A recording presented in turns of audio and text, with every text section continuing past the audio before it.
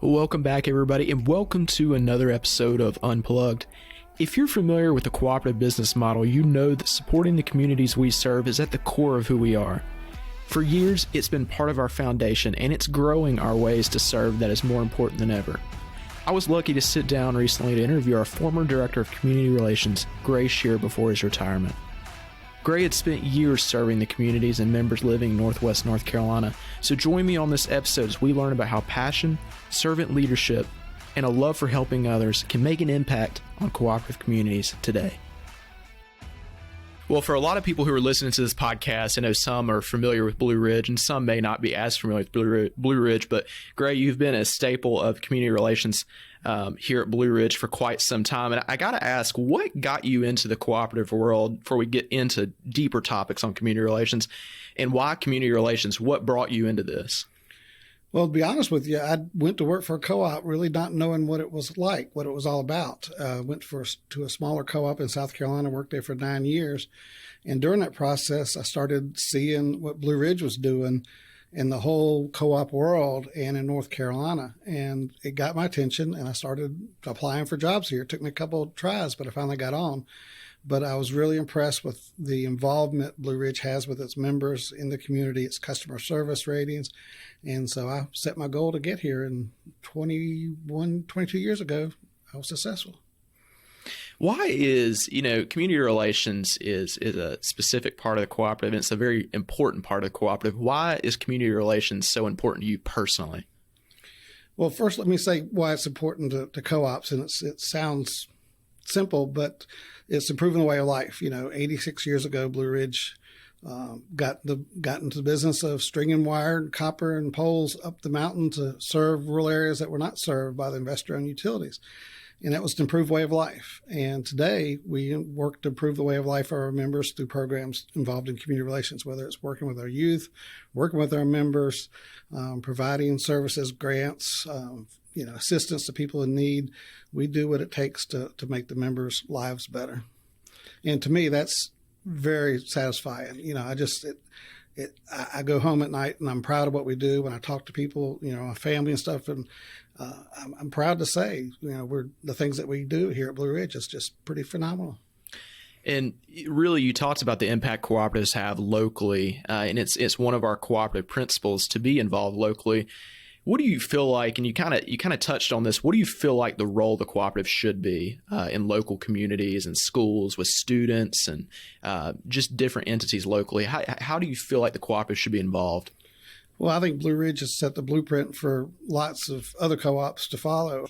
We have a strong relationship with our members, and that's really what makes the co-op a better place to work, a better place to serve the members and serve our communities. Something that's really special at Blue Ridge, and something I've admired kind of from not an outside point of view, but from someone who's not directly in that department, is our member advisory committees and our community leadership councils. Can you talk a little bit about that? What's the idea behind it, and what is the goal or the impact that you see for those in our community? I'm very proud of how this program has been going on for many years before I was here, but it shows that we are totally interested in serving the members the best way we can and listening to our members. The MAC committee, Member Advisory Committee, is, we call it the eyes and ears of our board of directors. Our board of directors are elected by our members, but then we also have this Member Advisory Committee that we share information with our members about what's going on at Blue Ridge, some future planning, what's happening, and important information. It's a lot of information for our members. We don't pay them for that. They volunteer to be on that committee, and we feed them a nice dinner, but we give them lots of information, and we hope they share that in the community, and we hope they give us information back. And they have done that, and we've shaped a lot of our programs, a lot of our efforts based on making sure the members are comfortable with what we're doing, and it's the right thing to do for our members. And specifically on the Community Leaders Council, what's the idea behind that, and what do you feel like is the impact for Blue Ridge in the community in that way? Well, the Community Leaders Council is similar to MAC, but it's also made up of folks that may not be members, particularly down here in Caldwell and some in Boone. But they're leaders. They could be elected officials, school superintendents, business owners, managers of plants, things like that. Those are folks that have the same vested interest in the community that we do. So we're just trying to bring those folks together and share information, listen to them, find out what's really important that's going on, how we can all work together to make these communities that we serve better. Great. You know, a little bit of background for folks who are listening. I actually started out at Blue Ridge being your intern. Shy little college kid who came in there and interviewed with you, and probably didn't have a great interview, but you gave me a chance, and I learned a lot from you through my couple of years here so far. And one of the things I've really been inspired by is you have really captained or been part of so many different programs and so many different ways to impact our community. But I've got to ask you, through your career, what are you most proud of through these community relations programs? Is there something specific that just stands out above the rest for you? I've gotten that question asked a lot lately. And by the way, you did well in your interview. I remember you standing out in the interview. So it was a good hire, and you've done well since then. So congratulations. I appreciate that, Greg.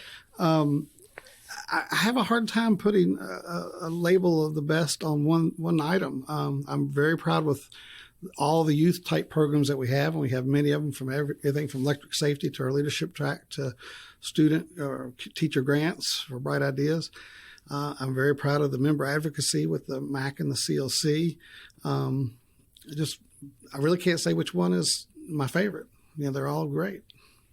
Let's talk about that a little bit more, because through the years, I've always been amazed by, the leadership track and the work you put into that, and the heart of programs for high school student athletes.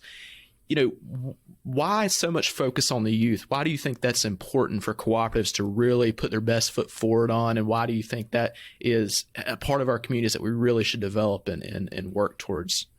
Well, the simple answer is the youth is our future. And, it's just a good way to really make an impact in our community is to start with the younger folks. But we do it, like I said, helping teachers have creative ideas to teach in the classrooms. We have the leadership track that provides scholarships, and really more important than even the scholarships is that we're trying to help them prepare to be successful young adults, whether they go to college, whether they get a job, and make the best choices they can. Ideally, we'd love to see students come back, and there's a lot of folks going to be retiring here at Blue Ridge, and all these young people are going to be the ones applying for it. So we've got an invested interest to try to make these students more successful. And that's really kind of the basis of almost everything we do. The Heart Of program is a nice program that actually got started in Ashe County, and now we've got it in all 4 of our districts, but we're trying to save lives with that program, and that's just providing free EKGs and sports physicals. And we have lots of other volunteers, the hospitals and EMS workers that do the work for us. It's not an expensive program, but it sure does make a big impact on the lives of people. And let's highlight the leadership track a little bit, because that has really taken off in the last couple of years and grown. If I'm a parent and I'm listening to this podcast right now, or even a student for that matter, how do I get involved, or how do I get my child involved? And what are the benefits to me or my child? To get involved, a student just needs to go to our website and apply, and everybody's accepted. It's a real simple application. We just really need some information. And then we will put out to you opportunities for you to learn everything from interview skills to writing a resume, SAT, ACT prep. We have a wide variety of programs available through the leadership track. Again, it's all free. And then we reward students along the way with camps and conferences that are, nice. A week in Washington, D.C., a week on a college campus, learning leadership skills. We have lots of opportunities like that. And then at the very end, when they're seniors, they're eligible for $32,000 worth of scholarships. And now Blue Ridge has had a long history of providing college scholarships to students. But about 7 years ago, when we started a leadership track, we began to focus more on students from the 9th and 10th grade level all the way through high school to prepare them, not just reward them with a scholarship at the end. And that's really been beneficial to see students blossom from shy freshmen to very confident graduates. Aside from education, something that's been really important to Blue Ridge and really important to cooperatives as a whole is Operation Roundup and the concept of Operation Roundup. And especially, and I don't want to get too far ahead into the topic here, but that really played a huge role in our efforts to help out the community during COVID-19 and a really hard time for a lot of families and individuals locally who were experiencing a hardship. So, Greg, kind of explain Operation Roundup. How does one become a part of that, and what does it entail, and who does that benefit? Okay, it's a good question. Good program. Operation Roundup has been at Blue Ridge for over 15 years. And before that, it was called Brim Care, and we provided assistance to folks who were struggling to stay warm, basically. But our members are very generous. They agree voluntarily to round up their bill every month, and it could never be more than 99 cents or never less than a penny, but it averages 50 cents a month. And people realize that's affordable, and they can make a big impact with that. So we have lots of members doing that, and the money comes in, and we put it into a fund, and 100% of the money that's donated goes right back to the communities. We still continue to help folks that are struggling with their electric bills or their fuel bills. And we also have started doing community grants about 15 years ago because we had the funds to do that. So we're helping, our local communities. It all stays local. There's not that many charities that you can say that 100% of what you give stays there and local and goes back to the communities. Ours does that. That's very important. And we've been providing this kind of assistance for years. When you have a very cold winter, we have a lot more demand for that assistance. And we let our helping agencies, DSS, We Can, those kind of organizations do the vetting for us. We're not making decisions on who gets the funds. We're letting these folks that are receiving the request for assistance, they let us know that this is somebody they approve for funding, and we do that way. That way our folks aren't involved in making social services types of decisions. But then we also provide these grants, and we just did $150,000 in grants this year. But we suspended that last year because of COVID, because we had so many people out of work that could not work because of COVID. Their businesses shut down, or they just laid people off, or nobody was coming to the restaurants. And so they struggled a whole lot. So we did not give community grants last year, but we awarded more funds to help those members. And we called that program In This Together. It went beyond Operation Roundup to provide greater assistance. We have helped over 2,500 members last year with assistance individually. But again, this year we were able to return back, still do that kind of assistance, but return back to the community grants and award $150,000. Yeah, that was a really cool program to be a part of from kind of an outsider's perspective there, communicating just the details about it and, kind of having control of or seeing what happens on social media and how many people are reaching out to us for help and asking for assistance through that program. It was awesome to see, in a way, during a really dark time, that we were stepping up and we were using those funds to help out people who were really, their life had been turned upside down for everybody during that time. So not a lot of companies can say they made a major impact, but I think we did during that time as well. And I'd like to also say that our members really stepped up. I mean, they made extra donations. More people joined Operation Roundup. But there's some really heartwarming stories of a member here in Caldwell who got a stimulus check and realized that there are people in more need than he. And he brought it to us and said, please help somebody with their power bill. We had a gentleman, a business owner in Boone area, and he actually made a $5,000 donation to help the families in the Cove Creek area. And it turned out that's where his daughter taught school, and she must have communicated to him about how many families were struggling, and he made a $5,000 donation, Operation Roundup, and we applied it to the families in that area. And that really speaks volumes about Blue Ridge members, cooperative members in general. We're always looking out for each other. We're always looking out for the communities and the areas we serve. And I got to ask you, as someone who's been in the industry for some time now, what has been the one thing, if you could take away, and I'm kind of putting you on the spot here, what has been something you have really learned as a part of your job that is going to stick with you long after you've walked out those doors?